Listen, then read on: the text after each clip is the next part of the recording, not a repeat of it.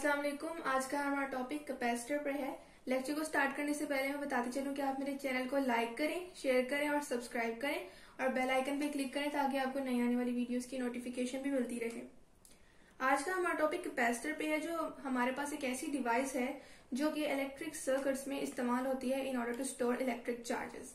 यहाँ पर मैंने इसकी डेफिनेशन लिखी और यहाँ पर मैं डायग्रामेटिकली भी आपको साथ साथ बताती रहूंगी कि ये हमारे पास एक ऐसी डिवाइस होती है जो इलेक्ट्रिक चार्जेस को स्टोर करती है और उसी के साथ साथ ये, अगर दूसरे लफ्जों में बात की जाए तो ये इलेक्ट्रिक एनर्जी को स्टोर करती है। हमें पता है कि इलेक्ट्रिक चार्जेस जो हैं वो बजाय हमारे पास इलेक्ट्रिक एनर्जी को स्टोर करने के लिए ही होते हैं।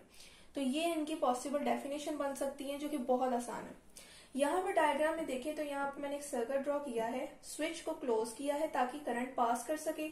हमने यहाँ पर टू पैरेलल प्लेट्स को जो है एज अ कैपेसिटर शो कराया और हमें ये पता है कि अगर कंडक्टर्स मींस के जो करंट जिनमें से पास करे, जिसके थ्रू पास करे, वो इन the form of parallel plates हो, जैसा कि यहाँ पर डायग्राम में है, तो उस कैपेसिटर को हम जिसमें parallel plates as a conductor काम कर रहे हों और चार्जेस को स्टोर कर रहे हों, तो ऐसे कैपेसिटर को हम पैरेलल प्लेट कैपेसिटर कहते हैं। ये डिफरेंट शेप्स में डिफरेंट साइजेस के होते हैं।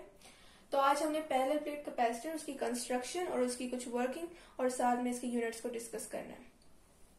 हमने positive plate of the capacitor को, पैरेलल प्लेट कैपेसिटर को हमने बैटरी के पॉजिटिव टर्मिनल के साथ कनेक्ट किया है, जबकि नेगेटिव प्लेट को हमने नेगेटिव टर्मिनल के साथ कनेक्ट किया है। हमने स्विच एस को क्लोज किया। अब करंट जब इसमें से पास करना शुरू करेगा, यहाँ स्मॉल डी यहाँ पर डिस्टेंस है, मींस के पैरेलल प्लेट्स के दरमियान जो भी डिस्टेंस है वो हमारे पास स्मॉल डी से शो किया गया है। अब हमारे पास जो मेटल प्लेट्स हैं जिनको हम कंडक्टर कह रहे हैं, ये या तो सेपरेट है बाय एयर या वैक्यूम या कोई इंसुलेटिंग मटेरियल इनके दरमियान में प्रेजेंट होता है जिसको हम डाइलेक्ट्रिक कहते हैं। हमारे पास जो है यहाँ पर कंडक्टर जिससे करंट हमारे पास फ्लो हो रहा है और एनर्जी स्टोर हो रही है, वो हमारे पास in the form of parallel plates है। तो हमने आज पैरेलल प्लेट कैपेसिटर को देखना है कि इसकी हमने कंस्ट्रक्शन तो देख ली कि हमने इसके पॉजिटिव टर्मिनल को पॉजिटिव प्लेट के साथ और नेगेटिव टर्मिनल को नेगेटिव प्लेट के साथ कनेक्ट करवाया हुआ है। अब ये होगा क्या कि इस तरह हमारे पास जो पॉजिटिव प्लेट है उस पे करंट चार्जेस जो हैं प्लस क्यू जो है, यहाँ पर मैंने ब्लू मार्कर से शो किया है कि पॉजिटिव टर्मिनल के साथ जो कनेक्टेड प्लेट है उस पर प्लस क्यू चार्जेस स्टोर हो जाएंगे जब हम स्विच एस को क्लोज करेंगे, और जो नेगेटिव टर्मिनल के साथ कनेक्टेड है प्लेट उस पर माइनस क्यू चार्जेस जो है वो हमारे पास स्टोर होने लग जाएंगे। और हमारे पास जो है ये एक्सपेरिमेंटली प्रूव्ड ये बात है कि जैसे जैसे चार्जेस बढ़ते जाएंगे, मींस के डिपॉजिट होते जाएंगे ऑन द प्लेट्स, उसी तरह इन दोनों के दरमियान जो है पोटेंशियल डिफरेंस भी बनता जाएगा। मींस के चार्जेस जो डिपॉजिट हो रहे हैं ऑन ईच प्लेट वो डायरेक्टली प्रोपोर्शनल है to the potential difference between the two plates. ये बात, और हमने यहाँ पर इस चीज को भी डिस्कस कर लिया कि प्लेट्स हमारे पास टर्मिनल्स ऑफ द बैटरी के साथ कनेक्टेड है, वही रिस्पॉन्सिबल है इन दोनों के दरमियान पोटेंशियल डिफरेंस को डेवलप करने के लिए। अब बात ये आती है कि आखिर जब हमारे पास यहाँ चार्जेस स्टोर होते हैं तो चार्जेस का पोटेंशियल डिफरेंस के इंक्रीज होने से क्या जो है ताल्लुक है। तो इसकी बात को इलेबोरेट करने के लिए ये है कि हमारे पास जो ये पॉइंट है, each charge on the plates has electric potential energy, ये इस चीज का जो है की पॉइंट है हमारे पास, जो Q directly proportional to V को शो करता है। मींस के हमारे पास जो चार्जेस हैं जो हमारे पास बैटरी के थ्रू जो है प्लेट्स पर डिपॉजिट हो रहे हैं। अब बैटरी से चार्जेस को प्लेट्स तक जाने के लिए जाहिर वर्क डन करना पड़ रहा है, तो जब वर्क डन करना पड़ेगा तो बैटरी को वर्क डन करना पड़ रहा है अगेंस्ट इलेक्ट्रिक फील्ड, जिसकी वजह से चार्जेस यहाँ तक पहुंच पा रहे हैं और यहाँ पर स्टोर हो रहे हैं। और यहाँ सेम उसी तरह नेगेटिव टर्मिनल के साथ जो कनेक्टेड है प्लेट, उधर नेगेटिव चार्जेस भी वर्क डन पर हो रहा है तो वहां पर जाके स्टोर हो रहे हैं और फिर वो वहीं पर रहते हैं due to the attraction between the opposite charges on the inner surface of the plate. तो हमारे पास ये है कि इलेक्ट्रिक पोटेंशियल एनर्जी एक ऐसी एनर्जी होती है जो चार्जेस को तब मिलती है जब एक्सटर्नल फोर्स मींस की बैटरी यहाँ पर वो अगेंस्ट द इलेक्ट्रिक फील्ड जो है वर्क डन करे। मींस के चार्जेस को पर काफी वर्क डन करना पड़ता है और अमाउंट ऑफ वर्क जो चार्जेस पर डन हुआ है in order to deposit them on each plate, वो हमारे पास जो है इनकी इलेक्ट्रिक पोटेंशियल एनर्जी को इंक्रीज करने में हेल्पफुल है। मींस के एक जगह से दूसरी जगह जाने से जो वर्क डन अप्लाई होता है किसी भी चार्ज पर, उस चार्ज में फिर इलेक्ट्रिक पोटेंशियल एनर्जी इंक्रीज हो जाती है। और यहाँ पर जो भी चार्ज स्टोर होते हैं, चाहे वो पॉजिटिव हो या नेगेटिव, उनके पास इलेक्ट्रिक पोटेंशियल एनर्जी है। और जैसे जैसे amount of work electric charges को स्टोर करने के लिए जो है इंक्रीज होता जाएगा, उसी तरह हमारे पास इन दोनों प्लेट्स के दरमियान जो चार्जेस हैं जिनके पास इलेक्ट्रिक पोटेंशियल एनर्जी है, उसकी वजह से दोनों प्लेट्स के दरमियान पोटेंशियल डिफरेंस भी डेवलप हो जाएगा।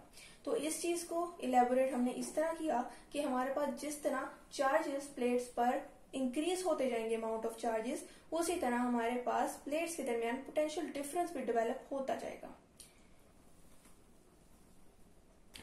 जो चीज हमने अभी यहाँ पर डिस्कस की थी, एक्सप्लेन की थी इलेक्ट्रिक पोटेंशियल एनर्जी के बारे में, इसको हमने मैथमेटिकली देखना है कि चार्जेस जो हमारे पास ईच प्लेट में हमारे पास डिपॉजिट हो रहे हैं वो directly proportional to the potential difference between the plate.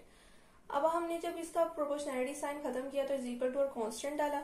सी हमारे पास इसका कांस्टेंट है और इसको हम कैपेसिटेंस ऑफ ए कैपेसिटर कहते हैं।